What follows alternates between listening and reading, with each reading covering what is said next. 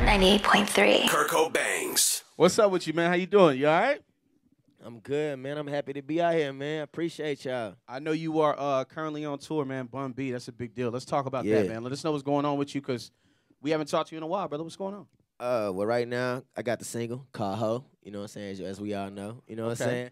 I'm on tour, man. Me and Bun B, we did a record for his album called Triller, and I also was on that was a single for the album. Yeah. And then we got together and linked up the tour. And anybody know Bun B and Pimp C and UGK, man, that's legendary. Absolutely. Especially down south from where I'm from in H-Town and shit. So when they came with the opportunity for us to get on tour, we was like, yeah, let's do it. I've never did a tour before. And then I got my album coming out this summer. My first album, debut album coming out in June. So it was like, this is perfect to set us up for the album. So we ran with it.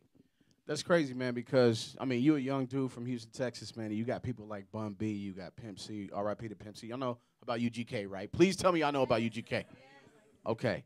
Getting that official cosign from somebody like Bun B, man, what was that like, you know, him being such an OG in the game and then coming to you like, yo, this is Houston, Texas, but let's talk about how we can help each other and help me, you know, how I can help you grow. Now you on tour with him. Talk about that. Man, that's crazy. It's crazy because, like, I'm always humble when I meet anybody. When I meet anybody I've seen growing up, it could be somebody, anybody, you know what I'm saying? So just to see people like Slim Thug and Pow Wow and they had their numbers and to be able to call them and be on songs with them, but for them to be like, come get on the tour with me or come do a show with me or I need you for this record, it's like the youngin' actually making a name for myself in the city. You know, so I feel like I'm next up in H-Town. I am that young dude holding the throne in H-Town right now. Yeah. So it's always humbling. I never get big-headed about the situation. I'm always like a little kid, like, man, I be telling my partners, like, dog, that's Bun. You know what I'm saying? I tell my mom and stuff, like, I can't even believe this going on. But when I get around them, I always be cool, calm, you know what I'm saying? But most part, I'm just happy to be a part of it and happy that people can recognize what we doing. That's what's up, man. Anybody got questions for Kirko before I ask? Come up here, baby. Come on up here. Hey, how you doing? What's your name? How does it feel to be? My name is Belen. Belen. Her name is Belen. What's your question? How does it feel to be so fly? Ooh. Wow. That was a fly-ass question. I don't know. It's just, I don't know. That's a hard Hey, you want to question. sit here on the floor? Don't pass out on us. I just try to keep it regular. I don't try to do anything that I ain't grow up doing. You know, I keep my image the same. It's how I dressed in college. It's how I looked in college. I keep everything regular, and I don't try to do nothing that I don't feel comfortable doing. Like I do stuff that I want to do, and I'm not scared to take advice from other people at the same time. And I'm not scared of change. I think that's one thing that I struggled with when I first got into the game. I had drank in my cup. I was so stuck on I'm gonna do what I want to do, how I want to do it, when I want to do it. But I had to understand and grow up and mature and be like, you got to listen to people sometimes. You know, this game is a give and take type of game, supply and demand. You got to learn how to work with folks. As soon as I learned how to work with people, man, I just got fly than a motherfucker. You talk about college, man. What would Kirko be doing if you weren't just a young Houston, Texas player? What would you be doing right now? Man, I worked at Walmart. I love Walmart. I was there last night.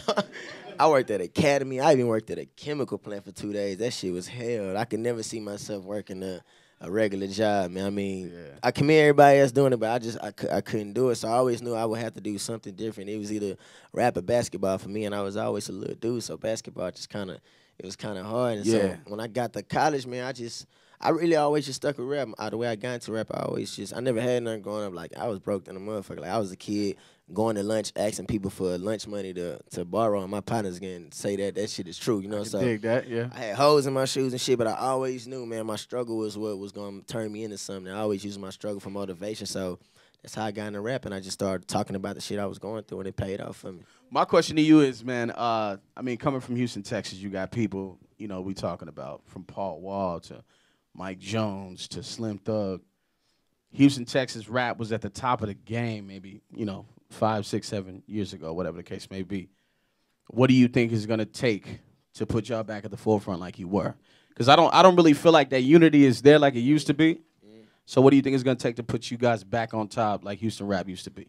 I got to kick the door down. Once I kick the door down, then everybody else going to fall through. We got so much chatting out there. And people in other places may not see the unity, but I see it because I'm out there doing records with everybody, and everybody out there working with each other. Yeah. It's just the fact that I feel like the more another person win, the more people gonna work to get to that level. Like, you look at places like LA and like Atlanta and shit, like everybody pushing each other to get to that level. Like, they got music coming out, like the West Coast killing the game right now. You know what I'm Right. saying? Then you got Atlanta with Future, Rich Homie Quan, just everybody out there, Migos, everybody's like they pushing each other. Not only like I'm about to be better than you, but by the work ethic and the music they putting out and the success they giving. So I think that once we start getting a little lick of that success again and a little more money, a little more diamonds and bitches and cars and shit, then you know what I'm saying? Niggas gonna want to get that too. So it's all a matter of time. Now you got the new album, man. It's what's the name of the album? Bigger, It's called Bigger Than Me. Bigger Than Me. I was reading the title of the album. I was trying to see if I could find some music. I wasn't gonna bootleg it, but I was looking for some music. But let's talk about the album, man. Why did you call it Bigger Than Me? Because this is the official debut dropping this summer. Yeah. The official debut. It's a long time coming.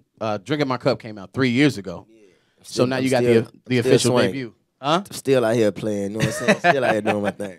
But man, I got the title. I always had that title. Like even when I had MySpace, I always had that on my little bio or whatever. And I always just like, man, I'm a real selfish type person. Like my mama tell me that my heart gonna kill me because I got a big heart. Like I care about people. I care about my friends and family, and just try to put all these people and things before me. So it was always bigger than me. But ironically, the way my career went, it was like when I was telling you I had to learn how the game worked and learn how to work with the labels and just songs and just learn how to work more with my manager, make our relationship better and stuff. I had to learn that everything ain't about me.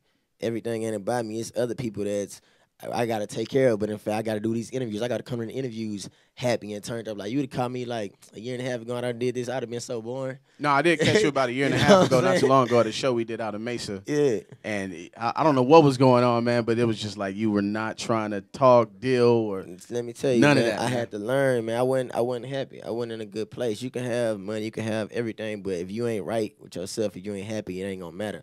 I wasn't happy, and right now I'm happy, and I feel like I'm talking about I'm in college. Like I feel like I'm in college. Like I know you can feel my vibe right now. You can Yeah, feel man, I'm this, you know? feeling. You I can feel like a this Houston, energy, Texas you know player what I'm saying? myself. You feel me? I think I So- got a grill coming in a minute. Come So on. yeah.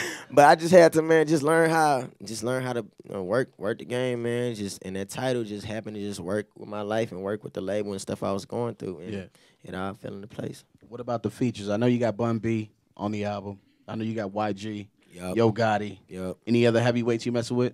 Maybe Miley Cyrus. Nah, I don't want. You think about going pop? Nah. Why not, man? I'm gonna keep it G. Have you seen a Miley Cyrus show? Nah, actually, Miley Cyrus was in the H when me and Bun was in the H, and we still sold that bitch out. Oh, okay. Turn up. See? So it works. For sure. But man, I don't want to really just go get too many heavyweights. It's like a Sean Prue. Like I want to show that I'm gonna be a heavyweight as well. You know what I'm saying? I want to do my thing. I want to have to go reach to all the big names and big producers. Like I got my homie Sound Mob in here. They produce Drinking My Cup, Sound Keep It Mob, what's Trail, up? everything out in the dig. You know, so we out here on the road touring, but we gonna be working and finishing up this album at the same time and showing people that, you know what I'm saying, we could do what the Mike Wills and Future did. We can do what YG and Mustard doing right now, and we could do that down in H-Town as well. So do we got any new music from Kirko? We gonna drop something here? You wanna play something? That Hoes, that's the newest thing we got. Okay.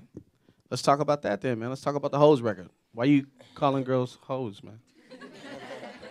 Why would you do such a thing? I'm not calling girls hoes. I'm calling hoes hoes. That doesn't apply to anybody in here right now. Nah, it doesn't. I'm just reporting the news. You know, you see hoes every day. Everybody in here. If you know a hoe, make some noise. Wow. That's what I'm talking about. See, it's hoe. She sitting right next to her. She a hoe.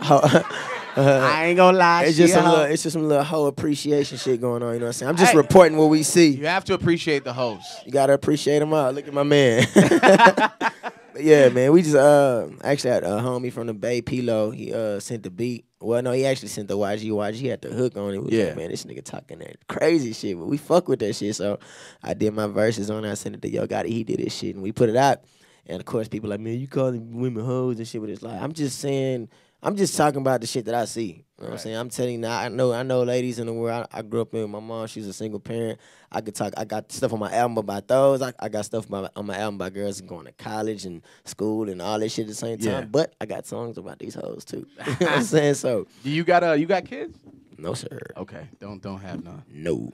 Does when your mom listen to a song like, hoes, because I know my mom heard some YG. I was listening to some YG the other day, and she almost slapped me. Yeah. She's like, turn that down. So when your mom hears a song like that, and she's like, Kirko, well, she don't call you Kirko. She probably call you by your real name. How does that make you feel, man? You know what I'm saying? Making a song like Hoes and your mama listening to it? And my mama low-key more gangster than me. Like, she just, like, for real, like, she'd be like, I make the song, she'd be like, man, I like that song, I like the beat, and I told you to stay your ass away from them hoes. And she's a very good parent, but she always just let me learn from on my own. Like, when I was first coming up, my mom had my CDs in her trunk, taking them to, like, beauty shops and stuff like that around the neighborhood and stuff. My mom always been supportive of what I'm doing, because she know what I'm doing. She know I'm about to get her that mansion and all that good shit, too, so it's all good. Nice. Speaking of mansion, man, what was the first official thing you bought when you got that check from Drinking My Cup? The first big purchase, what was it? Oh, man, I went stupid with the cars. Oh, man, let's talk about cars. How many you got? Man, I got a Toyota Corolla, though. That joint is nice. That joint is nice. I done caught that I had a Lamborghini, Ferraris, you know what I'm saying? I done did my things, I like the fast things. But see, I be getting too thawed. I be driving too fast. Oh, no, don't put no beepers on us, bro. I gotta chill. All right, y'all. Make some noise for Kirko Bangz again. Power 98.3.